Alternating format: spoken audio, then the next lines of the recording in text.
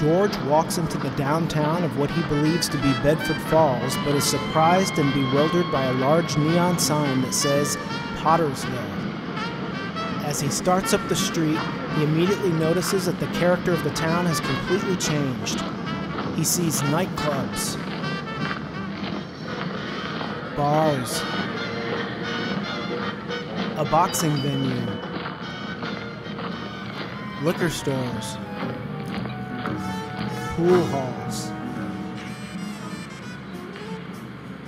As he continues to walk, he also discovers that the motion picture theater has become a burlesque house and that Gower's drugstore has become a pawnbroker shop. George stops before what used to be the offices of the building and learn.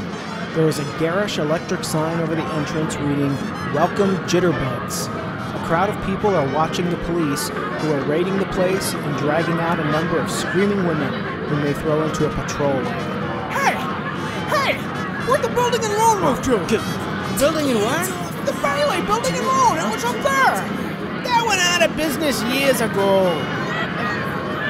I know everything shot in this town. Oh, I nice. know Violet kicked off the fires. Wonderful. Hey, listen, that's Violet Beck. I know that girl. Hey, take a walk. Beat it.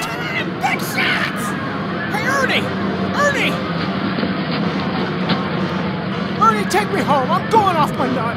Where do you live? Oh, now, doggone it, Ernie. Don't you start pulling that stuff. You know where I live. 320 Sycamore. Now, hurry up. All right, 320 Sycamore. Yeah, hurry up. Susan shit. All right.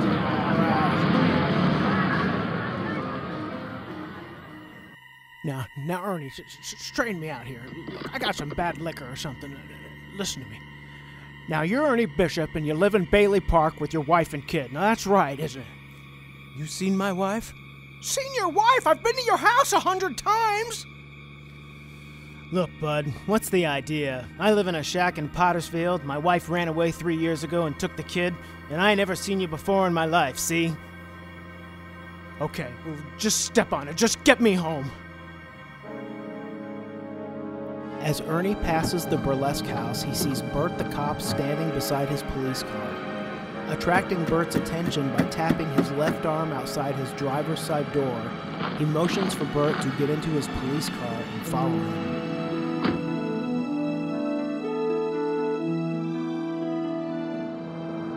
Is this the place? Of course it's the place. Well, this house ain't been lived in for 20 years.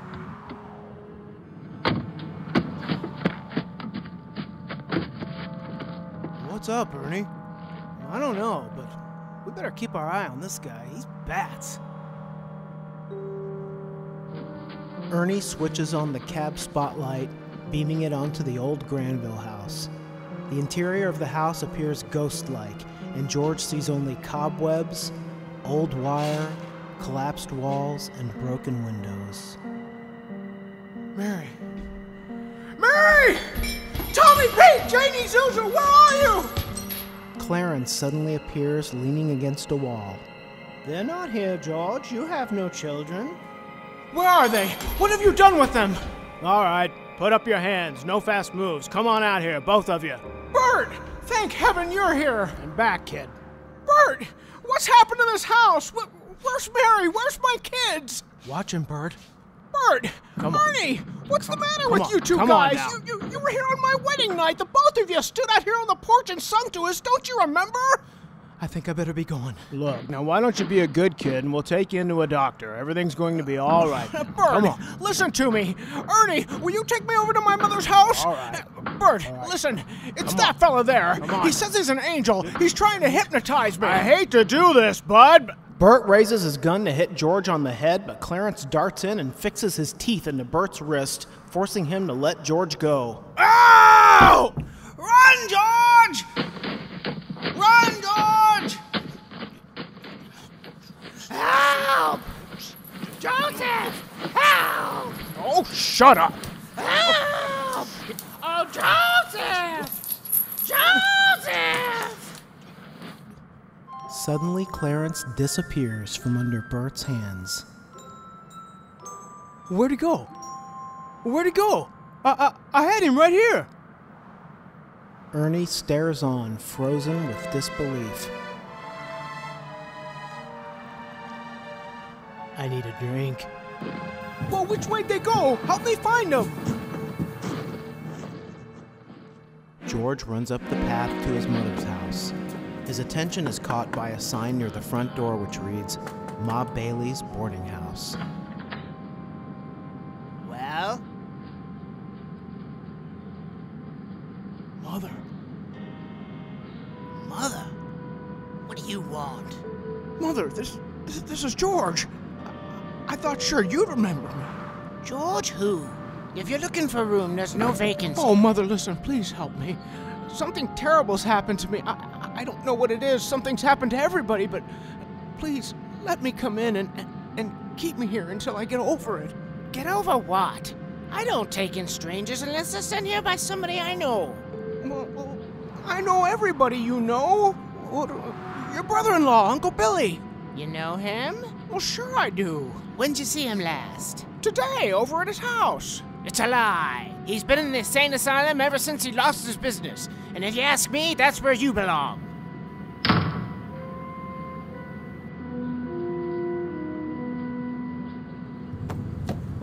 George runs down the porch stairs and out to the sidewalk. He stops and looks slowly around him, the emotional chaos trembling in his face. Clarence is nearby, leaning on the mailbox at the curb, holding his book, Tom Sawyer. Strange, isn't it? Each man's life touches so many other lives. And when he isn't around, he leaves an awful hole, doesn't he? I've heard of things like this. You got me in some kind of a spell or something. Well, I'm gonna get out of it. I'll get out of it. I know how, too. The last man I talked to before all this stuff started happening to me was Martini. You know where he lives? Well, sure I know where he lives. He lives in Bailey Park. George and Clarence approach a cemetery. Are you sure this is Bailey Park? Oh, I'm not sure of anything anymore. All I know is this should be Bailey Park. But where are the houses? We weren't here to build them. George wanders like a lost soul among the tombstones, Clarence trotting at his heels. George stops cold and runs over to one of them. He kneels and brushes away the snow from the inscription. It reads, "In memory of our beloved son, Harry Bailey." Your brother, Harry Bailey, broke through the ice and was drowned at the age of 9. George jumps up in protest. That's a lie! Harry Bailey went to war. He got the Congressional Medal of Honor. He saved the lives of every man on that transport. Every man on that transport died. Harry wasn't there to save them because you weren't there to save Harry. Exasperated, George kneels back down and scrapes away the snow covering the rest of the inscription. It shows the years of Harry's life, 1911 to 1919. You see, George, you really had a wonderful life. Don't you see what a mistake it would be to throw it away? Clarence, Yes, George? where's Mary? Oh, well, I can't, I don't know how you know these things, but tell me, where is she? I'm not... If you know where she is, tell me where my wife is. I'm not supposed to tell. Please, Clarence, tell me where she is. You're not gonna like it, George. Where is she? She's an old maid. She never married. Where's Mary? Where is she? Where is she? She's just about to close up the library! Oh, there must be some easier way for me to get my wings. George is standing behind a post outside the library waiting for Mary. She comes out the door, then turns and locks it. She looks completely different. She wears a hat with her hair pulled under it, wears glasses with no makeup, her lips are compressed, and she moves tightly with her elbows close to her body. She appears to have none of her regular abandon and love of life. Mary. She looks up surprised, but does not recognize George and continues to move on. Mary! She starts to run away from George, and he follows, desperately. Mary! Mary! He catches up to her, grabs her by the arms, and keeps a tight grip on her. She struggles to free herself. Mary! Mary! Mary, it's George! Don't you know me?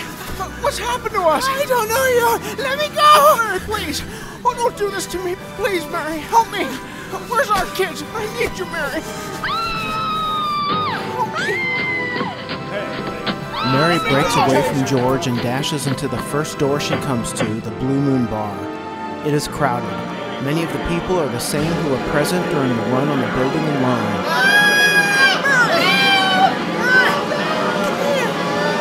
Hey, hold it there, buddy. Tom! Ed! Charlie! That's my wife! Mary faints into the arms of a couple of women at the bar. No, you don't. Crazy! He needs a straight jacket. Somebody hit him over the head with a bottle. Clarence! George breaks free of the men holding him and moves through the door just when Bert arrives in his police car. Oh, it's you! George lands a punch square on Bert's chin, knocking him to the ground, and then continues running down the street.